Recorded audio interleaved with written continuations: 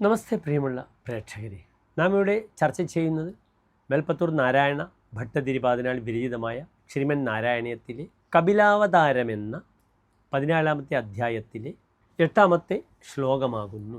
ശതവർഷമധവിദിത്യസോയം നവകന്യാ സമവാപ്യ ധന്യരൂപാഃ വനയാന സമുദ്യതോപി കാന്താഹിതകൃത് ത്വജ്ജനനോത്സുകോ ന്യവാസ്ഥീത്.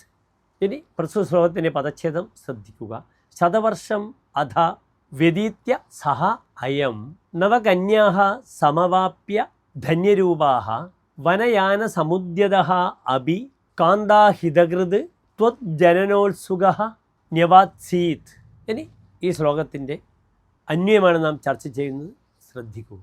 അധ ശതവർഷം വ്യതീത്യ സഹ അയം ധന്യരൂപാഃ നവകന്യാഃ സമവാപ്യ വനയാന സമുദ്യതഃ അഭി ത്വജ്ജനനോത്സുകഃ കാന്താഹിതകൃത് ന്യവാത്സീത്.